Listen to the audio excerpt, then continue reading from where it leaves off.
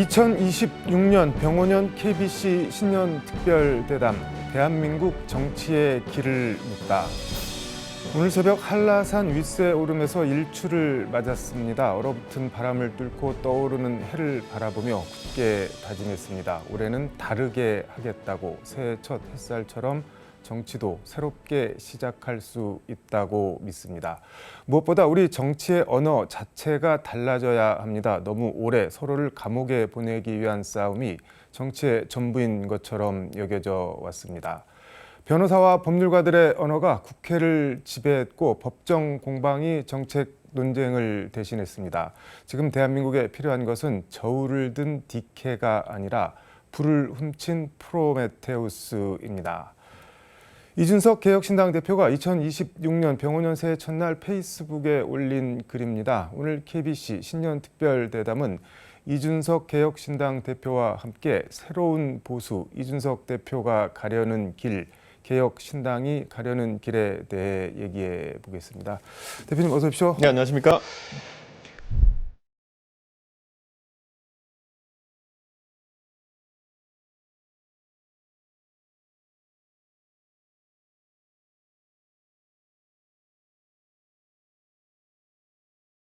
그 새벽에 한라산 1700m 윗세오름 엄청 추우셨을 것 같은데. 그렇죠. 우리가 한라산 하면 이제 백록담이 한 1947m 네. 정도 되고요. 네. 그 다음 봉우리가 이제 윗세 오름인데요. 굉장히 높았습니다. 1700m다 보니까. 네. 그런데 저희가 또 이 제주부터 네. 구석구석 대한민국을 누비면서 대한민국의 소리를 듣고 지방선거를 준비하겠다는 의지로 저희가 새해 첫 일정을 거기 시작하게 됐습니다. 지도부가 다 가신 거죠? 예, 저희 지도부 다 갔습니다. 그래서 새해 정기 첫 태양 일출 정기는 많이 받아오셨나요? 예, 굉장히 뭐 제가 원래는 네. 국민의힘 대표하고 이런 시절에는 무등산을 오르곤 했습니다. 무등산을 새해 첫 일정으로 오르고 이랬었는데 네. 이번엔 또 제주에서 이렇게 오르면서 많은 분들 만나고 또 많은 말씀을 들었습니다. 제주 가자, 한라산 가자. 이거 아이디어는 누가 내신 건가요? 근데? 제가 냈는데 저희 뭐 당직자나 저희 최고위원들 네. 처음에 이게 난색을 표하더라고요. 왜요? 이 날도 춥고 또 이 폭설이 예고돼 있었는데 다행히 폭설이 오진 않았지만은 그래도 굉장히 어려운 일정일 거라 생각했는데 네. 무사히 또 이렇게 다들 마무리해서 다행입니다. 이긴 개혁신당 최고 지금 사무총장입니다. 예. 그 페이스북 보니까 역대 최초 한라산에서 코딩 중인 개혁신당 원내대표, 개혁신당 대표 이런 제목 글 올렸던데 한라산 가서 무슨 코딩을 하셨나요? 그 한라산 위에 올라가면요 대피 수호 같은 게 있습니다. 네. 그러니까 저희가 그 일출을 기다리는 짧은 찰나에 또 요즘 인터넷 같은 게 잘 되기 때문에 네. 제가 핸드폰으로 제가 원격으로 저희 그 서울에 있는 컴퓨터 이렇게 조작하면서 저희 선거 이번에 AI를 이용해가지고 자동화하는 것들이 굉장히 많습니다. 네, 그래서 그런 것들 제가 직접 짜기 때문에 또 그 작업을 또 모니터링하고 찰나에 하게 됐습니다. 그걸 한라산까지 가셔도 해야 될 만큼 바쁘신 건가요?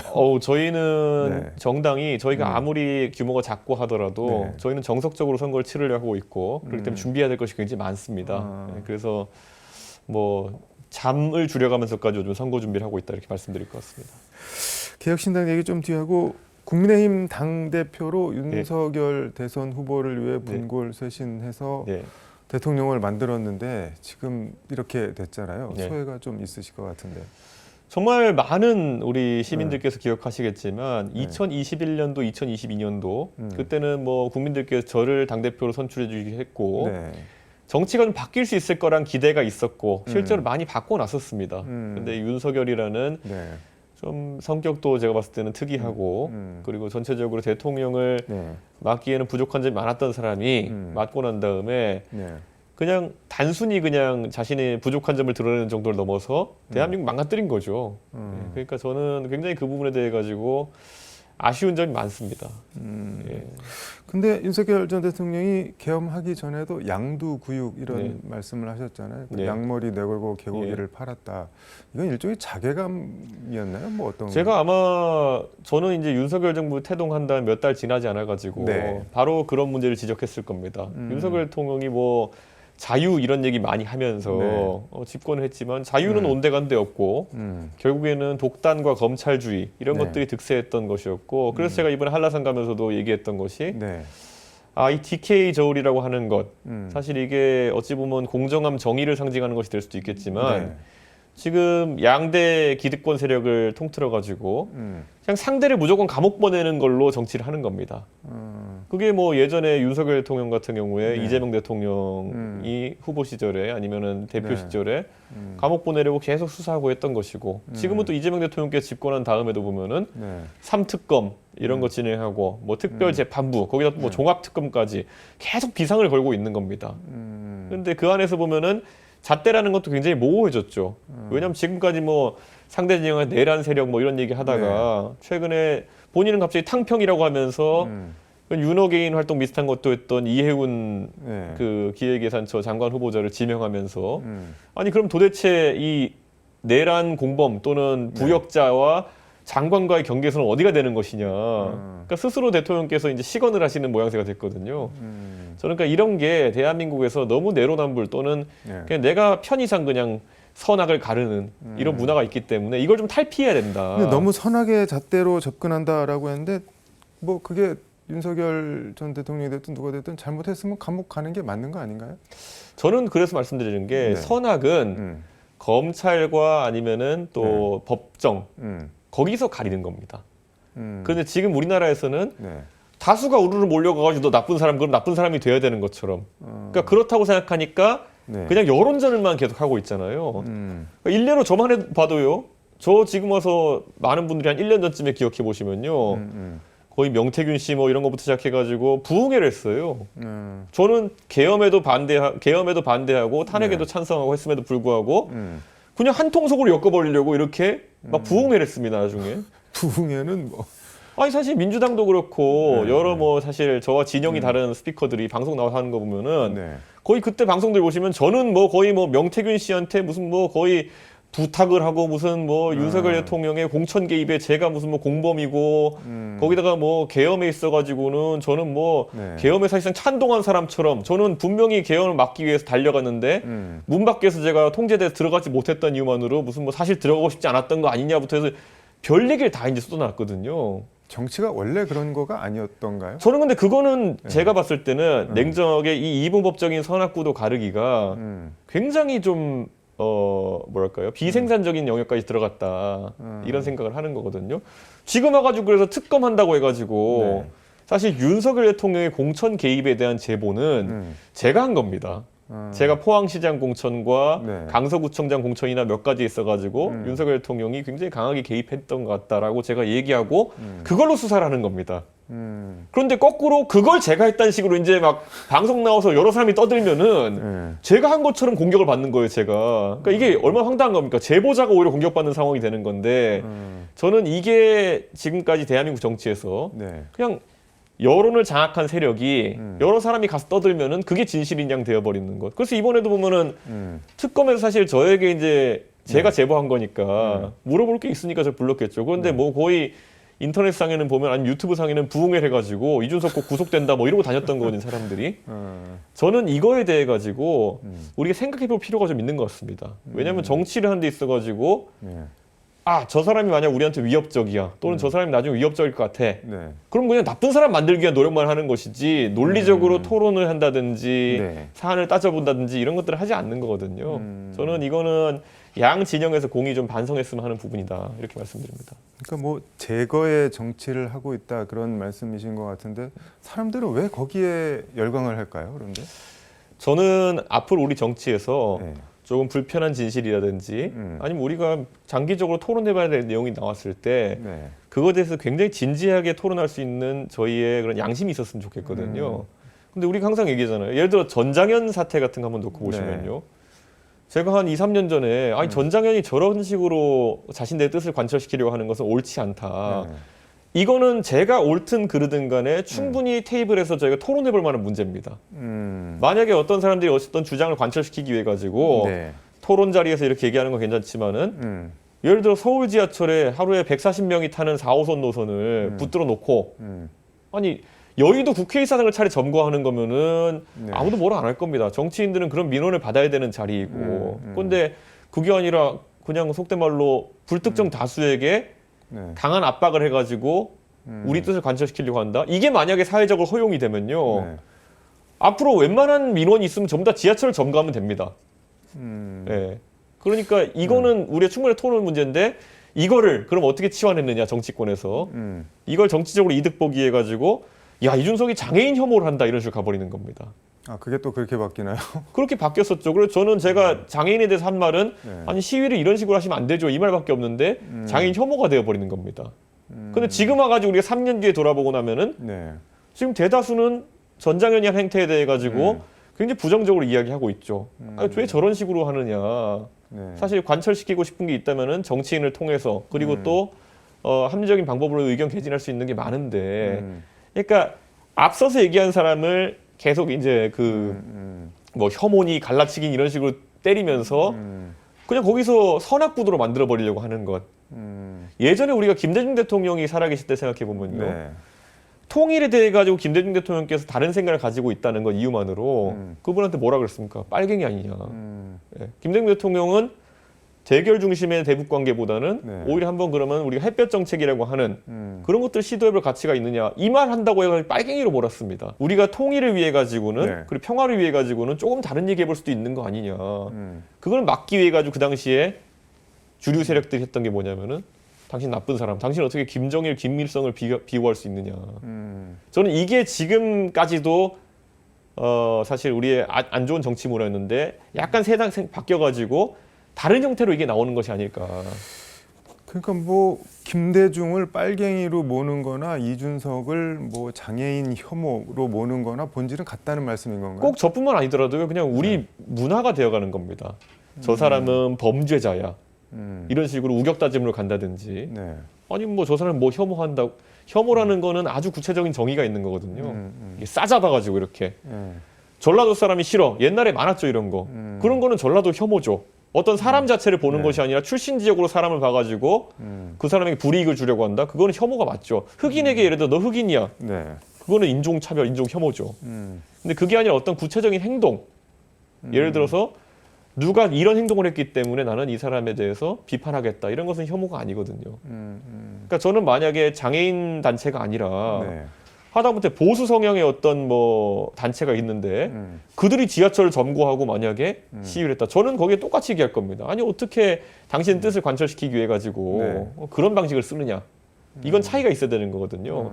근데 이런 것들이 앞으로 대한민국에서 네. 구분이 적절히 되고 우리 유권자들께서 이거 구분해가지고 아니 저거는 충분히 할 수 있는 이의제기다.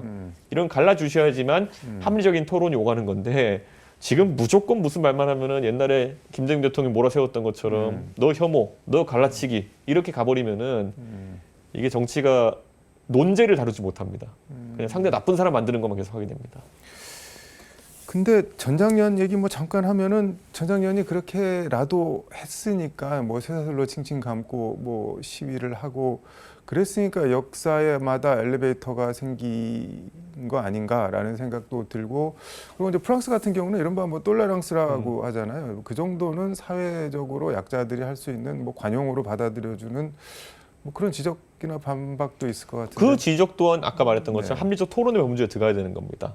그래서 그 지적을 하시는 네. 분들이 있다면은 그럼 반대로 아니 수단까지 저런 수단까지 사용하면 곤란하다라고 생각하는 사람과 테이블에 앉아서 토론을 하고 그 안에서 국민들이 판단을 하시게 하는 것이 적절한 방식이거든요. 왜냐하면 지금 서울 지하철, 수도권 전철 같은 경우에는요.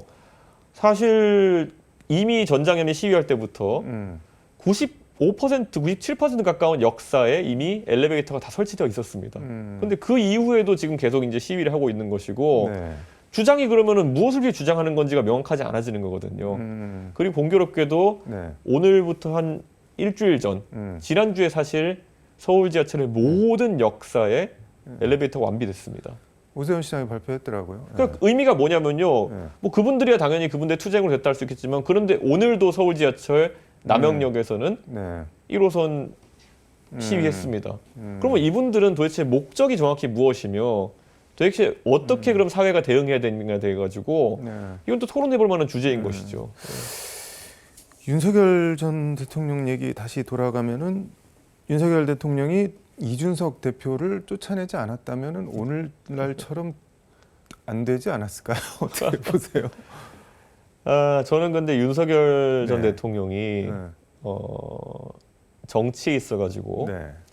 무리수를 열어뒀습니다. 그러니까 저를 쫓아내겠다고 임기 초부터 난리쳐가지고 자기 지지율을 20% 가까이 갤럽 조사 기준으로 떨군 것도 참 신기한 일인데 그 뒤에도 보면은 뭐 안철수 의원이 당대표 되려고 하니까 못 나가게 하고 나경원 의원 못 나가게 하고 자기 뜻대로 김기현 대표 만들고 그다음에 그 사람을 또 김기현 대표를 쫓아내고 한동훈 비대위원장 만들고 또 그 사람을 자기가 쫓아내겠다고 난리치고 그러니까 저희가 봐야 되는 게요. 대통령이라는 절대 권력자도 우리가 이제 봐야 되는 것이 처음에 뭔가 깨림직한 일을 하기 시작할 때 저희가 거기에 대해 가지고 국민들이 지켜보고 있다. 그건 너무 과한 거 아니냐를 꾸준히 이야기해야 되는 것이 사실 권력을 대하는 국민의 기본적인 그 포지션이 돼야 되는 거거든요. 저는 그래서 그 이재명 대통령 같은 경우에도 뭐 잘하는 게 있고 못하는 게 있고 또 우려스러운 게 있겠죠. 그런데 그때마다 누가 용기를 가지고 지금 저 부분은 좀 너무 과한 것 같은데 아니 저 부분은 지금 국민들이 불편하게 보고 있는데 라는 것을 계속 전달하는 사람들이 필요한 겁니다. 근데 지금 여당에서는 그 역할을 잘 하지는 못하는 것 같습니다. 그렇기 때문에 야당이 또 이제 거기서 해야 될 역할이 있는 거고요. 그러니까 우리가 아무리 자신이 지지하는 대통령이고 자신이 지지하는 정치 세력이 하더라도 잘못한 것들은 아주 냉철하게 짚어낼 수 있는 것. 이게 우리 민주주의를 아주 굳건하게 유지해 나갈 수 있는 동력이 아닐까. 윤석열은 그게 없는 고삐 풀린 그런 사람이었던 것이죠. 근데 지금 재판에 나와서 하는 얘기 들어보면은 뭐 사병들 통닭 사줄 예산까지 딱딱 끊었다. 그리고 국민들 깨우려고 계엄했다. 계몽용 주장을 계속 하는데 이분은 계속 본인이 맞다고 생각을 하는 건가요? 굉장히 잘못된 이야기 계속 하고 있는 것이 사병들 통닭 사줄 돈도 깎았다. 만약에 그게 진짜였다고 한다면은 그러면 그걸 그 당시에 그렇게 얘기해야 되는 겁니다. 많이. 내가 진짜 이렇게 했는데 국민 여러분 이런 것까지 야당이 지금 깎으려고 합니다. 이건 부적절하지 않습니까? 그리고 그 얘기를 국민들한테 하기 전에 먼저 야당 당수, 그 당시에 이재명 대표였겠죠. 야당 당수든지 아니면 야당 의원들에게 정말 이것만은 협조해 주십시오. 호소를 먼저 한다든지 이런 절차를 했는데도 불구하고 만약에 안 했다 그러면은 그렇다고 계엄하면 안 되는 거지만은 국민들이 저런 주장도 일리가 있구나라는 생각했겠지만은 그 당시엔 아무 말 뭐 별다른 얘기 안 하다가 지금 와가지고 뭐 통닭 어쩌고 하면요 나중에 사후적으로 이제 이런 얘기 한다고밖에 생각 안 들어요. 그리고 다시 한 번 말씀드리지만은 그렇다고 계엄하는 사람이 어디 있습니까? 모든 건 비례 원칙으로 대응해야 되는 것이 있는 것인데 아니 진짜 만약에 그래서 그 예산이 필요하다고 했으면은 야당과 협치를 하면 되는 겁니다. 내가 그러면 대통령으로서 이 예산은 좀 깎자고 제안할 테니까 요 예산은 좀 살립시다. 그 얘기를 하는 것이 정치이고 협치인 것이지 그러면 의회를 왜 두는 것이며 예산을 왜 심의하게 하겠습니까? 저는 그거는 대통령이라는 사람이 완전히 자신의 역할이나 정치 역할을 망각하고 사후적으로 이상한 얘기하고 있는 겁니다. 조국 대표는 저희 신년대담에서 계몽령의 계자가 닭계자냐 그렇게 비웃던데 이게 저는 개인적으로 좀 윤석열 전 대통령이 이제 심리학에서 인지 부조화 이론이라고 있잖아요. 이제 본인의 인식이랑 현실이랑 괴리가 클 때 그걸 이제 현실에 맞게 본인의 생각과 인식을 수정을 하는 게 통상의 경우인데 그 괴리가 너무 크면은 현실을 부정하고 현실에서 도피해서 자기 인식의 현실을 갖다 맞추는 뭐 그런 심리적 기제 아닌가 뭐 그런 생각도 드는데 저는 이 사람이 인지 부조화를 넘어가지고 지금은 대한민국 대통령 그래도 전직 대통령이었던 사람의 최소한의 자존심과 품위를 망각하고 자존심을 망각했다는 건 뭔가요? 그러면 적어도 자신이 예를 들어 계엄까지 일으켰다고 했으면은 계엄에 대해 가지고 나는 계엄을 일으켰고 내가 잘못했다. 하지만 내 옆에서 일했던 사람들은 책임이 없다. 뭐 이런 얘기를 할 줄 있을 정도의 그런 배포라든지 아니면 적어도 내 양심상 내가 그래 이 계엄이라는 걸 해서 내가 뭐 속된 말로 크게 한번 판을 바꿔보려고 했는데 실패했으면은 나는 그에 따른 책임도 질 자세가 돼 있다. 이 정도라 돼야 되는데 그게 아닌 거죠. 지금은 이런 중차대한 사고를 쳐놓고도 내가 어떻게든 법적 책임을 면해보겠다 또는 내 형량을 조금 줄여보겠다 이런 생각 때문에 자꾸 이런 국민들한테 상처 주는 말들을 하고 있는 거죠. 그러니까 저는 이거는 굉장히 말이 안 되는 상황이다. 그런다고 형량이 줄어들까요? 그러니까 이런 거죠. 지금 자기는 전직 대통령으로서 아까 말했던 품위나 아니면 자존심을 지켜야 되는데 전직 검사같이 살고 있는 거예요. 내가 이렇게 봤을 때 여기서 요 말을 하나 이렇게 하면은 양형이 줄어들지 않을까. 이렇게 하면은 조금이라도 법적으로 방어가 되지 않을까. 저는 이건 굉장히 부적절한 처사라고 봅니다. 국민들 부하만 더 돋게 만드는 것 같은 느낌이 드는데 본인은 그걸 모르는 걸까요? 저는 이게 참 안타깝지만은 네. 이게 대한민국 정치가 아니면 대한민국의 네. 이 판 자체가 완전히 법조인판으로 되었다는 것을 의미하는 겁니다. 법조인판이 되었기 때문에 네. 물론 법조인들이라서 정치를 하면 안 되는 것은 아니지만은 법조인들이 정치를 하겠다 마음 먹었으면은 네. 정치의 자세로 바뀌어야 되는 겁니다. 완전하게. 그래가지고 법 조문을 해석해가지고 본인이 판단하고 행동할 네. 것이 아니라 나는 국민들의 의사를 대표했던 네. 정치인이고 그리고 국민들의 뜻을 받들어야 되는 정치인이야 그러면은 그걸 최우선에 놓고 살펴야 되는 거거든요. 지금은 법조문을 따라가지고 윤석열이라는 사람이 행동하고 있는 것이기 때문에 굉장히 부적절하다 이렇게 말씀드리겠습니다. 법조문도 제대로 못 따라가고 있는 것 같은 법조문에서 그것도 법조문의 큰 어떤 줄기도 아니고 야 요거 내가 한 양형 조금 줄여보겠다 아니면 내가 조금 어떻게 면피해보겠다 이런 정도의 걸 쫓아다니고 있는 거거든요. 저는 근데 이게 꼭 윤석열 전 대통령뿐만 아니라 네. 지금도 대한민국의 다른 정치인 중에 또 이렇게 법률가로 오래 살아오신 분들이 그런 행태를 보이는 경우 굉장히 많이 봅니다. 예, 지금도 뭐 그 국민의힘은 그 워낙 법조인들이 많은 정당이라서 그런지 모르겠지만은 네. 그 뭐 당원 게시판 논란이 이런 것들 보면은 아니 당원 게시판에서 뭐 그 한동훈 전 대표가 본인을 방어하는 논리도 보면은 네. 내가 뭐 가입한 적 없다 뭐 이런 거잖아요. 근데 또 거기 또 반박하는 그 당무감사위원장은 네. 한동훈 전 대표 명의는 맞다 그러잖아요.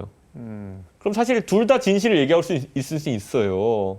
예를 들어 한동훈 전 대표 명의는 맞는데 다른 사람이 대리 가입을 했다든지 이러면은. 그러니까 저는 근데 이게 얼마나 국민 입장에서는 피곤한 논쟁입니까 보면은. 예, 둘 다 틀리지 않는 말을 하기 위해서 말 하나씩 비틀어가지고 서로 얘기하면서 이거를 갖고 서로 으르렁거리는 모습이라든지 이런 것들. 저는 이런 것들이 앞으로 대한민국 그 정치에서는 좀 덜 보였으면 좋겠다. 윤석열 전 대통령이나 한동훈 전 대표나 그럼 정치를 하는 데 있어서 뭐 본질은 거의 비슷하다 뭐 그렇게 보시는 건가요? 아니 그 당원 게시판 논란이라는 것도 제가 봤을 때는 제가 그냥 이거는 뭐 저희 가족이 했다던가 뭐 이런 일이 좀 있었던 것 같은데 하여튼 제가 이런 일을 제가 사전에 알진 못했지만은 어쨌든 저희 가족의 일이니까 국민들에게 심려를 끼쳐 죄송하고 저는 앞으로 이런 일이 발생하지 않도록 최선의 노력을 다하겠습니다. 송구합니다, 국민 여러분. 한마디면은 우리 국민 중에 그 정도 일을 이해 못할 사람 없습니다. 근데 그런 비슷한 말 하지 않았나요? 뭐 저 가족이 한 거는 나중에 알았는데 뭐 가족 제가 정치인이어서 이런 일이 벌어진 거니까 가족은 욕하지 마시고 저를 욕하시라 뭐 그런 취지로. 그래놓고 그 다음에 바로 또 이제 뭐 당무감사위원장이 날조를 했니 뭐니 하면서 이제 막 싸우고 있잖아요. 그러니까 원래 사과와 책임진다고 하는 것은 깔끔해야 되는 것인데. 네, 근데 너무 이제 말이 이제 길어지고 그러면 또 사과의 진정성이 또 이제 흐트러지는 것이고. 아니 어떻게 날조라고 주장하면서 거기에 대해 가지고 책임지겠다는 게 같이 갈 수가 있겠습니까? 그러니까 저는 그런 것이 냉정하게 말하면은 그냥 법리적인 다툼을 지금 정치 영역에서 한다. 네, 좀 그런 안타까움이 있습니다. 김건희 씨는 뭐 특검 출석하면서 저같이 아무것도 아닌 사람 뭐 이런 얘기도 했고 내가 내 남편하고 다시 같이 살 수 있을까? 내가 죽으면 우리 남편이 살 수 있을까? 우리가 다시 만날 수 있을까? 이런 등등의 약간 순애보적인 말을 했는데 그거는 어떻게 보셨어요? 아마 그것도 뭐 김건희 여사가 뭐 마이크 잡고 한 얘기는 아니다 보니까 그 변호인이나 이런 사람들을 통해 가지고 좀 흘러나오는 게 아니겠습니까? 그럼 변호인들은 그런 감성 호소 전략이나 이런 것들이 지금 상황에 도움이 되지 않을까 이렇게 생각하는 거겠죠. 제가 봤을 때는 그 가능성은 낮아 보입니다. 왜냐하면 김건희 여사가 지금 뭐 받고 있는 여러 가지 혐의나 이런 것들은 글쎄요, 뭐 공천에 개입한 것이 아니냐, 아니면 뭐 정치자금법 관련해서 개입된 것이 아니냐, 아니면은 우리 잘 아는 것처럼 뭐 뇌물수술한 것이 아니냐, 뭐 이런 것이잖아요. 이거는 굉장히 권력을 사유화한 중차대한 행동입니다. 그렇기 때문에 우리가 사후적으로 지금 와가지고 내 남편이랑 내가 이런 처지가 됐어요, 이런 얘기를 한다고 해가지고 법에 잣대에 있어가지고 뭐 다른 적용이 되지는 않을 것이다 이렇게 보고요. 사실 이거는 예전에 뭐 공교롭게도 뭐 조국 전 대표가 뭐 문제가 되었을 때도 그때 보면 뭐 엘리베이터 타러 무슨 뭐 여기 케이크 들고 간 사진 뭐 하고 뭐 뒷모습 캐리커처 비슷하게 만들어서 뭐 그런 것부터 해서 5만 가지 감성을 자극하려는 그런 시도들이 있었지만은 사실 조국동 대표가 뭐 결국 실형을 살게 되고 그런 결과에는 큰 변동이 없었거든요. 저는 오히려 그런 어떤 감성에 호소한 전략보다는 네. 김건희 여사가 할 수 있는 것 중에 하나는 제가 이거는 네. 제 지위와 제 권력을 망각해서 네. 국민들에게 아주 심려를 끼쳐드리게 됐습니다. 이 부분에 대해 가지고 평생 반성하고 살겠습니다. 네, 그렇게 그냥 깔끔하게 얘기하면은 네. 국민들이 거기다 대놓고 또 우리 국민들이 네. 한편으로 엄격하지만 한편으로는 그 반성을 하는 사람에게 대해 가지고는 기회를 주거든요. 네, 그러니까 저는 그거를 좀 네. 다르게 생각한 것 같습니다. 김건희 여사 측에서. 윤석열, 김건희 이 두 분은 어떤 관계였나요? 보시기에 뭐 동지적 관계인가요? 뭐 어떤 관계인가요? 뭐 저희가 어떻게 그 부부간에 네, 있던 네. 일들을 다 알겠습니까마는 적어도 윤석열 전 대통령이 김건희 여사의 네. 전횡을 통제할 정도의 그런 어떤 뭐라 해야 될까요? 세밀함이나 아니면은 의지 자체가 있었던 것 같지는 않습니다. 그렇기 때문에 윤석열 전 대통령이 우리가 잘 알지만은 하루를 이렇게 타이트하게 하루를 이렇게 막 세밀하게 시간을 나눠가지고 잘 쓰는 사람도 아니고 그냥 부주의 플러스 본인의 책임 망각 이런 것들 다 겹쳐가지고 굉장히 안 좋은 그런 어떤 대통령과 영부인의 모델이 된 게 아닌가 생각합니다. 근데 뭐 세간에서는 뭐 김건희가 정말로 뭐 윤석열을 사랑했을까? 그냥 본인 사업하고 가족 사업하는데 윤석열 검사라는 뒷배가 필요했던 거 아니냐? 뭐 이렇게 좀 냉소하는 것도 있는데 뭐 그거야 뭐 형사적인 영역도 아니고 우리 국민들이 네. 평가하는 거겠지만은 뭐 제가 봤을 때는 지금 상황에서는 너무 그런 가시 비주의 그런 어떤 접근을 네. 우리 하는 것보다는 그 부부가 어떻게 권력을 사유화하고 어떻게 대한민국의 큰 운영의 틀 자체를 위협했느냐 이거 위주로 봐야 될 것 같습니다. 페이스북에 윤석열이라는 정치적 생명이 다한 인물에 대한 미련을 내려놓아야 한다. 보수가 내려놓아야 된다라고 적으셨는데 미련을 가질 게 뭐가 있나요? 이렇게 된 마당에. 저는 이제 관성이라고 봅니다. 사실 보수 진영의 지금 네. 소위 강경 보수 또는 때로는 극우라고 표현되는 사람들 같은 경우에는 네. 이게 항상 저는 그분들이 또 말을 많이 했기 때문에 주변에 해놓은 말이 너무 많아가지고 수습이 안 되는 상황이 이제 다른 거죠 이제. 왜냐면 뭐 그분들이 좋아하는 게 부정선거부터 시작해가지고 사실 굉장히 부적절한 얘기들 많이 해놨을 텐데 여기서 본인이 틀렸다라는 걸 인정할 용기 자체가 없는 거겠죠. 그러니까 저는 그렇기 때문에 그러면 그분들이 그 주장을 이어나가려 그러면은 네. 윤석열이라는 어떤 그 상징적인 인물이 살아 있어야 된다고 착각하는 것 같아요. 그게 이제 윤어게인 같은 이제 좀 이해하기 어려운 그런 형태로 나오는 건데 저는 우리 사회가 네. 계엄이라는 사태를 보고도 네. 윤석열 대통령에 대해서 어떤 긍정적인 평가를 할 수 있을까? 저는 그거는 그분들의 망상이라고 봅니다. 저는. 근데 안 끊는 건가요? 못 끊는 건가요? 결과적으로? 아까 말했듯이 그분들은 네. 본인들이 정치적인 주장을 이어나가기 위해서는 윤석열이 죽으면 안 된다. 정치적으로. 그 생각을 하고 계신 것 같고 아니 근데 윤석열이라는 사람은 정치적으로 죽게 돼 있고 그거 뭐 본인들이 살려놓는다고 해서 살아 있는 것도 아니고 그럼 같이 죽는 거 아닌가요? 그런데 자신들 입장에서는 그러면은 본인들이 정치적으로 죽는 시한이 연장된다 생각할 겁니다. 지금 그분들은 정치적 연명을 하기 위해 가지고 이제 저렇게 하고 있는 겁니다. 연명이 되나요? 근데 윤석열을 붙들고 있으면은? 우리 잘 생각해보면 박근혜 대통령 때도 보면은 네. 그 태극기 부대라는 것이 사실 어느 정도까지는 지속이 되다가 요즘은 이제 박근혜 대통령에 대한 태극기 부대가 소멸 단계로 접어들지 않았습니까? 그러니까 저는 어느 정도는 연명이 되다가 소멸 단계로 갈 거라고 봅니다. 개혁신당 얘기 좀 해보겠습니다. 22대 총선이 2014년 3월 치러졌으니까 이제 한 1년 10개월쯤 됐는데 원내에 진출하신 지 일단 자평을 해보신다면은 그동안 개혁신당 어떠셨나요? 개혁신당이 의석이 3석밖에 되지 않지만은 저희가 나름 주요한 지점에서 저희 목소리를 충분히 내고 국민들께서도 그걸 보셨을 것이다 이렇게 생각합니다. 네. 그리고 개혁신당이 다른 것보다도 저희가 얼마 전에 이제 경향신문에서 했던 네. 정당별 표결 성향 분석을 이제 한 걸 보면은 저희가 가장 가운데 가깝게 와 있습니다. 그 말인즉슨 당파성에 의존하지 않고 저희가 법안 내용들을 보고 합리적으로 판단을 했다라는 것을 방증하는 것일 거고요. 네. 저는 이렇게 말씀드리고 싶어요. 우리 국민들께서 정치에 대해서 갖고 있으신 많은 좀 불편한 시각 네. 또는 좀 바뀌었으면 하는 지점. 근데 그것은 정치를 바꾸는 방법은 딱 한 가지. 표로서 보여주시는 방법밖에 없거든요. 그러니까 이런 말이 있습니다. 매번 같은 선택을 하면서 네. 다른 결과가 나오기를 바라는 것은 이상한 행동이다. 그 말인즉슨 우리가 투표를 항상 같은 정당에다 내 하던 대로 관성대로 하면서 다른 정치가 태동하길 바라는 것은 좀 이상한 거거든요. 그렇기 때문에 다가오는 지방선거도 그렇고 앞으로는 국민 여러분께서 정치가 바뀌기를 바라시는 만큼 다른 선택을 좀 해주셨으면 좋겠다. 사실 지금 저희 개혁신당이 표방하는 것이 네. 지금까지 정치에서 자기 목소리 내기 어려웠던 예를 들어 젊은 사람들이라든지 네. 아니면 뭐 능력은 있는데 결혼한 뒤에 이제 참여하기 어려웠던 경력 단절 여성이라든지 이런 분들이 이번 지방선거를 통해서 네. 대한민국 정치에 많이 진출하도록 하는 것이 저희 지방선거 목표거든요. 저는 이런 것들을 꼭 한번 우리 국민들께서 지켜봐 줬으면 좋겠습니다. 예전에 그 전남 한평에서 나비 축제할 때 제가 한번 가본 적이 있는데 되게 특이했던 게 그 누에한테 보라색 잎을 먹이면은 보라색 씨를 낳고 예. 분홍색 잎을 먹이면은 분홍색 씨를 낳고 그러던데 선택을 달리 해야지 다른 결과가 나온다는 그런 말씀 상당히 와닿네요. 그렇습니다. 그래서 제가 봤을 때는 이번에는 네. 새로운 선택으로 새로운 결과를 우리 국민들께서 받아보셨으면 좋겠다 그런 네. 생각을 합니다.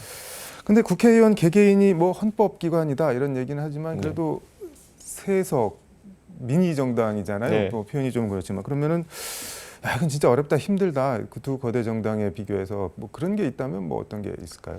아무래도 저희가 입법을 하는 과정이 있어가지고 네. 원래 입법을 하려면 서명도 10명 받고 네. 시작해야 되거든요. 발의를 하려면 예. 그럼 저희가 어쩔 수 없이 지금 상황에서 다른 정당의 힘을 좀 빌려야 될 때도 있고 그렇기 때문에 그 틀을 가져가는 게 어렵긴 한데 그래서 이번에 보면은 지방선거와 함께 국회의원 보궐선거도 많이 치러지고 할 텐데 네. 개혁신당이 독자적인 어떤 노선으로 더 굳건히 서기 위해 가지고 우리 국민들께서 개혁신당의 그런 어떤 국회의원 의석수도 좀 늘려주시면 좋겠다. 그러면 저희가 지금 저 3명으로도 이 정도 일을 하고 있는데 네. 그에 비례해가지고 아니면 그것 제곱에 비례해가지고 더 큰 성취감으로 국민들께 보답하겠습니다. 우리 정치 언어가 달라져야 된다. 이건 어떤 말씀일까요? 사실 정치라고 하는 게 네. 저는 국민들의 희망을 주는 메시지가 돼야 되거든요. 그런데 아까 말씀드렸던 것처럼 네. 틈만 나면 상대 감옥 보내는 얘기만 하고 있고 이게 부정적인 언어거든요. 네. 상대와 같이 뭘 협치해가지고 뭘 이끌어내겠다는 메시지. 저번에도 동탄에서 정치하고 이러면은요. 네.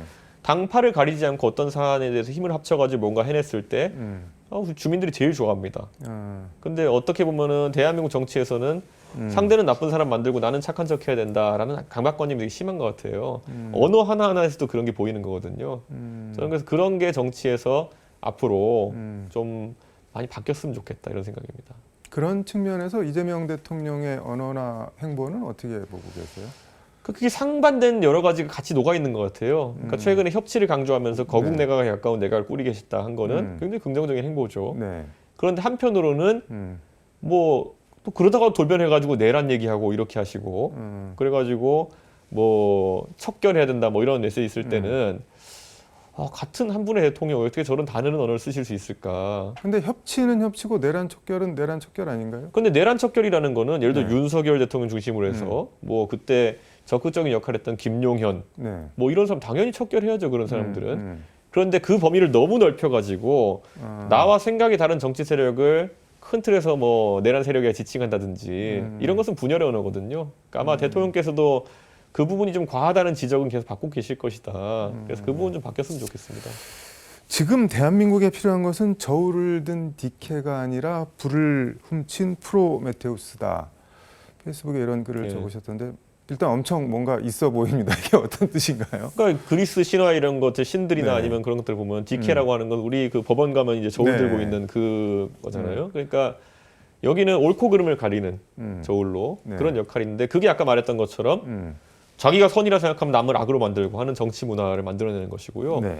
프로메테우스는 이제 인간에게 불이라는 걸 소개해 준 겁니다. 네. 네, 불이라는 게 있다 인간들한테 소개시켜주고 그럼 우리는 그 불부터 시작해가지고 불을 피우는 법을 안 것부터 시작해가지고 네. 무수히 많은 기술과 문명이 거기서 탄생한 거 아니겠습니까? 그러니까 저는 그 불이라는 것이 대한민국과 모든 전 세계 문명의 씨앗이 됐던 것처럼 네. 우리도 그러면은 앞으로 그런 근원이 되는 과학기술 같은 것을 탐구하고 그걸 세상에 널리 알리는 것에 더 많은 투자를 해야 된다. 생산적인 일을 해야 된다. 그게 이제 변화가 일어나야 되는 거거든요. 저는 아마 대한민국 정치가 네. 그런 어떤 프로메테우스처럼 기술을 창달하고 이런 쪽에 더 집중했을 때 대한민국이 더 잘 될 거라 봅니다. 근데 디케와 프로메테우스 가령 뭐 공정과 정의, 혁신과 도약 이거 뭐 같이 가면 되는 거 아닌가요? 꼭 이렇게 분리를 해서 생각을 해야 되는 지금은 건가요? 한쪽이 너무 경도됐습니다. 그리고 아까 말했듯이 그것은 네. 정치의 영역이어서는 안 되는 겁니다. 공정과 정의라는 거는 우리가 네. 법을 적용하는 사법의 영역에서 저희가 다뤄야 되는 것이고 그 사법이 가장 잘할 때는 정치의 압력에서 자유로울 때입니다. 물론 사법부라고 완벽할 수는 없습니다. 네. 그리고 수사기관도 완벽할 수는 없을 겁니다. 그런데 그것을 교정하겠다고 정치권이 들어가는 순간 네. 더 상태가 안 좋아지는 경우가 대부분인 것이죠. 그러니까 저는 당연히 우리가 네. 사법부나 아니면은 수사기관이 무오류라고 주장해야 되는 건 아니겠지만은 네. 그거를 사람이 들어가가지고 또 입법부나 아니면 정치 세력이 교정한다고 해가지고 다르게 바뀌진 않을 것이다. 더 나아지는 것이 아니라 오히려 더 안 좋아지는 경우가 많다는 것을 꼭 염두에 두고 움직여야 됩니다. 그래서 개혁 신당이 이준석이 불을 훔쳐서 인류에게 전한 프로메테우스가 될 수 있는 건가요, 지금? 저희는 이번에 쿠팡 청문회에서도 저희가 보여줬지만은 네. 과학 기술 그리고 논리에 의한 접근에 대해 가지고는 개혁신당이 상당히 그런 이미지를 가지고 있다 이렇게 생각하고요. 그리고 이걸 할 수 있는 거의 유일한 정당일 것이다. 저는 이렇게 봅니다. 네. 왜냐하면 저희 구성을 보면은 네. 뭐 전원이 국회의원 전원이 이제 40대로 이제 되어 있는 거고요. 네. 지지층의 주력은 이제 20대, 30대 중심으로 되어 있고 그러다 보니까 이성과 논리를 얻은 정당보다 좀 중요시하고 그렇게 굴러가고 있거든요. 저는 대한민국에 이런 정당이 또 더 커지는 그런 상황도 네. 바람직하다 이렇게 봅니다.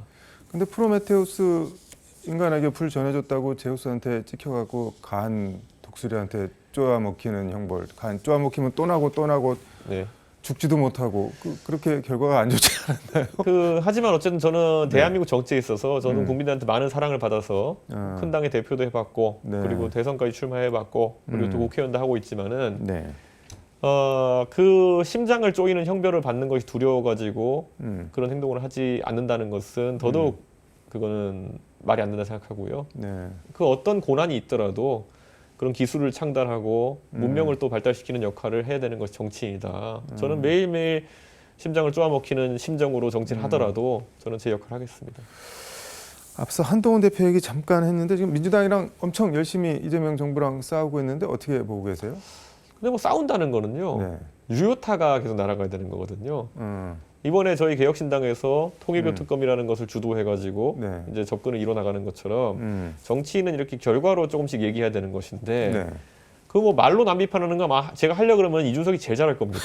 네, 제가 그거에 매진해서 예를 들어 제가 컴퓨터 앞에 앉아가지고 하루에 그 10개씩 쓰라 그러면은 제가 제일 잘할 겁니다. 근데 정치는 이제 그런 것을 넘어가지고 네. 실질적인 성과를 내고 그런 어떤 변화를 만드는 정치로 가야 되는 것이고 저도 그쪽 방향으로 제 역량을 늘리려고 하는 것이지 제가 뭐 사실 말하고 글하는 걸로 이제 정치할 것 같으면은 거기에 매진하면은 그것보다 한동훈 대표 하는 것보다 잘할 자신이 있습니다. 열심히 두드려는 패는데 맞는 쪽에서 하나도 아파하지 않는 것 같다. 뭐 그런 말씀처럼 들리기도 하는데요. 왜냐하면은 지금 한동훈 전 대표가 사실 과거에 본인이 이제 네. 국민의힘 대표로서 어떤 권한을 가지고 있을 때 실질적인 정치력 영향을 투사할 수 있을 때 네. 그걸 했었어야 되는 건데 그런 변화를 만들지 못하고 지금 와가지고 이제 사실 페이스북이 유일한 수단이자 무기인 상황이 돼버린 그런 상황이잖아요. 그러니까 그거는 좀 안타까운 상황이다. 예전에 본인이 어떤 권한과 그런 권위를 가지고 있었을 때 실질적인 변화를 강제할 수 있는 위치에 있었는데 그걸 안 했다라고 하는 것. 개인에게도 뼈저리겠지만 한동훈 전 대표도 앞으로 뭐 정치하면서 많은 다른 기회들이 있겠지만은 네. 우리가 흔히 그런 거지 있을 때 잘하지 같은 거 있잖아요. 보면은. 그때도 뭐 한다고 하지 않았었나요? 그때는 윤석열 대통령이랑 서로 머리채 잡은 거 정도였지 사실 한동훈 전 대표가 정치 개혁안을 낸 적은 없거든요.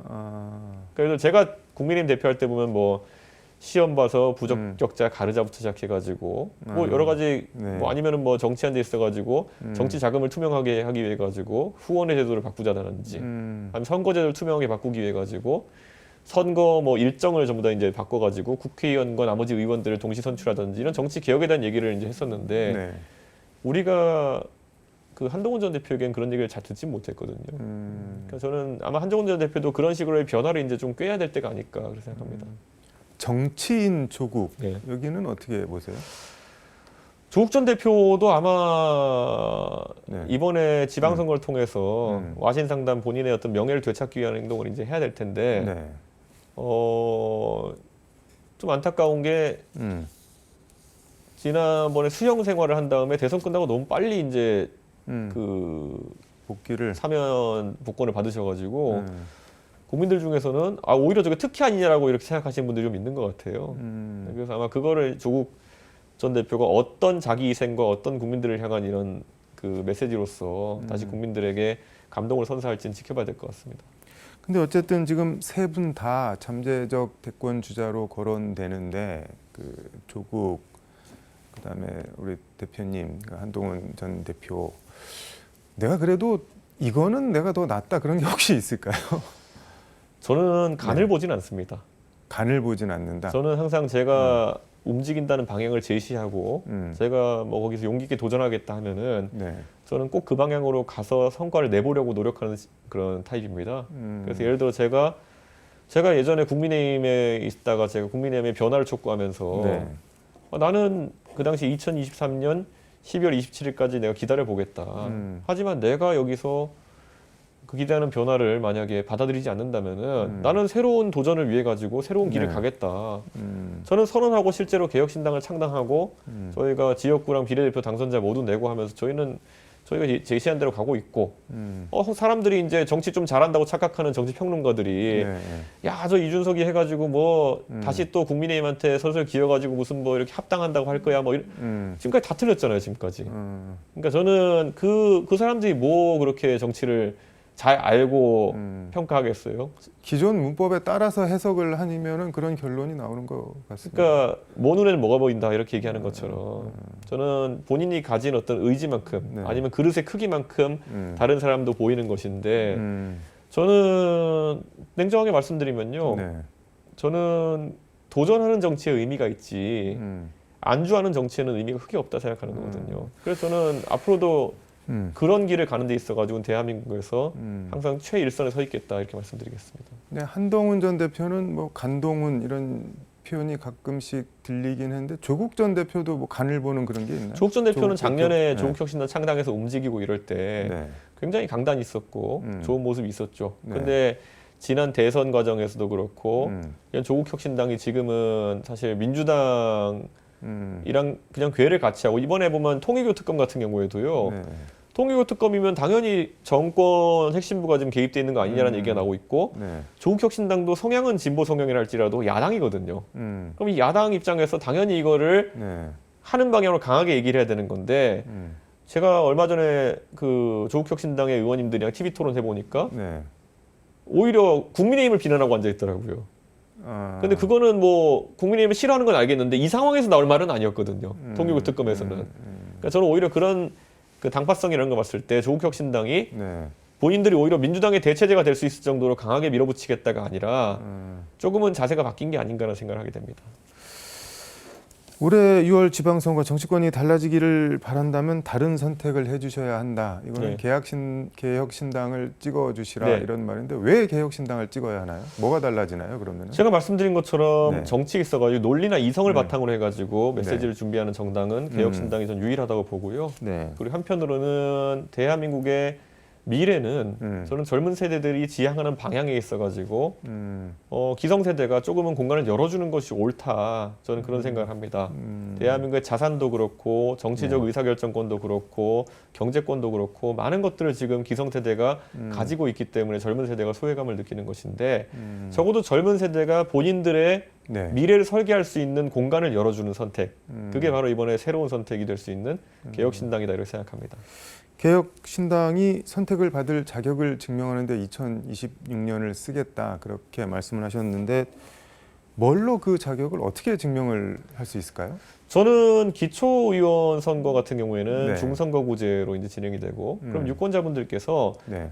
내가 이번에 지방선거에 표가 여러 개 있다. 예를 들어 기초의원, 광역의원부터 해서 뭐 네. 구청장, 시장까지 다 많다 그러면은 그 중에 내 분산 투자를 좀 해보시라고 권장드리고 싶어요. 내가 가진 표 중에서 네. 정말 기초의원이라든지 아니면 광역의원이라든지 풀뿌리 민주주의를 담당하는 영역에서는 좀 그래도 개혁신당에서 네. 젊고 신선한 후보들이 나오면은 밀어주겠다. 네, 그래가지고 진짜 한번 변화를 주도해보라고 하고 싶다. 사실 지방선거는 표가 많기 때문에 분산 투자 가능하거든요. 저는 그런 것들을 해주시면은 네. 아마 나중에 네. 복리 이상의 좋은 이자로 아마 되갚음 받으실 거다. 몇 % 수익률인가요? 아니요, 제곱으로 받으실 거다. 저는 이렇게 생각합니다. 그런가요? 예. 근데 뭐 개혁신당 간판으로 뭐 기초자치단체장이나 지역의 의원이 되겠어? 뭐 이렇게 보시는 분들도 있는 것 같은데. 저는 항상 변화는 네. 여러분이 선택해 주신 것부터 시작된다 이렇게 생각하고요. 지금 정치 변화가 네. 영국 같은 경우는 거기도 당 이름이 개혁당이긴 한데 리폼 UK라는 당이 네. 지방선거에서 돌풍을 일으켰거든요. 그리고 저는 그 외에도 보면은 뭐 일본에도 보면 참정당이라는 정당이 돌풍을 일으키고 물론 이념적 성향은 저희보다 한참 오른쪽으로 가 있는 정당이긴 하지만은 네. 저는 충분히 그런 어떤 지방선거에서 큰 변화와 돌풍 만들어낼 수 있다. 그걸 할 수 있는 유일한 분들은 바로 대한민국 국민들이시다. 그렇게 말씀드리겠습니다. 일단 찍어주시고 지켜보시라 그런 말씀인 거네요. 개혁신당이 총선에서 3석의 의석을 만들었지만은 네. 3석 이상의 성과를 내고 있다고 자부합니다. 지방선거에서도 여러분들이 만들어주시는 것의 몇 배, 몇 제곱의 성과로 저희가 보답하겠습니다. 좀 추상적인 질문이긴 한데 정치인 이준석이 그리고 개혁신당이 가려는 길, 뭐 어떤 길인가요? 그래서? 저희는 앞으로 네. 대한민국의 미래 세대는 상당한 다양한 도전에 직면할 것이다. 특히 이 AI 시대에 있어가지고는요. 네. 과학기술에서의 최소한의 저희 영역, 최소한의 지렛대를 확보하지 못하면은 다시 대한민국의 영광이 쇠퇴할 수 있다. 이런 생각을 하고 있습니다. 그렇기 때문에 저희는 과학기술 중심으로 해서 네. 대한민국이 앞으로 중국과의 경쟁 이런 것을 어떻게 승리해 나갈 수 있을까에 대한 고민을 하게 됩니다. 이게 협중 이런 차원이 아니라요. 우리가 보면요. 네. 반일이나 이런 거에 따라 가지고 뭐 굉장히 몇십 년 동안 정치 세력에서 이상한 얘기를 해왔지만은 정작 중요한 것은 네. 우리가 반일하느냐 이런 게 아니라 삼성과 하이닉스의 반도체가 네. 도요타의 자동차보다 훨씬 가치 있게 국제시장에서 받아들여지는 순간 그게 바로 최근인데 그 시기가 오고서야 우리는 국민소득도 이제 일본을 앞서고 우리가 속된 말로 일본을 극복했다. 극일했다 할 수 있는 그런 시점이 오는 겁니다. 근데 지금 우리가 신흥 강대국으로 떠오른 중국과의 관계에 있어서도요. 네. 우리는 다시 한번 중국을 극복하고 이겨내는 과정에 있어가지고 우리가 신발끈을 조여매고 같이 달려가야 되는 것인데 저는 그걸 할 수 있으려면 과학기술에 대한 이해가 있어야 되는 것이고 네. 글로벌 마인드가 있어야 되는 것이거든요. 저는 그거는 이제 국회의원도 40대 그리고 젊은 세대가 중심이 되어 있는 정당, 개혁신당만이 해낼 수 있다. 그런 생각하고 있습니다. 정치를 하시는 분은 다 궁극적으로 대권을 생각하고 계실 텐데 뭐 대통령 이런 거를 떠나서 그래서 이준석이 보고 싶은 나라, 만들고 싶은 나라 뭐 어떤 나라인가요? 제가 정치를 왜 하느냐라고 누가 물어보면 전 이렇게 답합니다. 네. 제가 서울시 노원구 상계동에서 자라나가지고 네. 참 지금도 서울의 종점인데 거기서 자라나가지고 그래도 국회의원도 하고 네. 큰 당의 당대표도 하고 대통령 선거도 나가볼 수 있고 그건 네. 저희 가족에게는 굉장히 큰 영광이면서 한편으로는 대한민국은 아직도 누구나 노력을 하면은 성공할 수 있는 세상이다라는 것을 보여준다고 생각합니다. 그런데 갈수록 이게 자산 불평등이나 여러 가지 때문에 어릴 때부터 젊을 때부터 꿈을 잃어버린 사례들이 늘어나고 있어요. 그래서 저는 그 사다리라고 하죠. 네. 어디서 태어났던 어느 집의 자식이든 간에 노력만 하면은 가장 높은 곳까지 아니면 가장 또 많은 돈을 벌 수 있도록 이렇게 열려있는 사회. 저는 그게 제가 대한민국이 돼야 된다 생각하는 것이고 네. 그 사다리를 지키기 위해 가지고 노력하겠습니다. 그게 제 정치의 꿈입니다. 그러니까 스스로가 각자가 다 스스로 희망의 증거가 되는 그런 세상 그렇게 들리네요. 아주 멋있게 말씀이. 표현해 주셨네요. 시간이 다 돼서 예. KBC 광주전남 시청자 그리고 전국의 호남 유권자들께 예. 마무리 말씀 부탁드리겠습니다. 예, 사실 지금까지 대한민국 정치에 있어서 제가 다시 한번 말씀드리지만은 정말 우리 국민들께 부족한 모습 많이 보여드린 게 대한민국 정치인데 또 한편으로는 이 부족한 모습을 계속 보시지 않으려면은 새로운 선택을 해주시는 게 굉장히 중요합니다. 같은 선택을 하면서 다른 결과가 나오긴 어려운 겁니다. 이번 지방선거에서 꼭 다른 선택으로 새로운 결과를 받아보시길 제가 부탁드리겠습니다. 감사합니다. 네, 고맙습니다. 예. 대표님 오늘 말씀 잘 들었습니다. 예, 감사합니다. 인류에게 불을 전해 문명의 불을 밝힌 프로메테우스가 되겠다. 프로메테우스 같은 정치를 하겠다. 오늘 KBC 신년 특별 대담은 이준석 개혁신당 대표와 함께 개혁신당 그리고 대한민국 정치가 나아가야 할 방향과 길에 대해 얘기 나눠봤습니다. KBC 신년 특별 대담, 저는 내일 이 시간 1980년 민주화 투쟁 제6공화국 체제를 넘어 제7공화국으로 개헌 화두를 가지고 김진표 전 국회의장과 함께 다시 돌아오겠습니다. 지금까지 서울광역방송센터에서 전해드렸습니다. 시청해주셔서 감사합니다.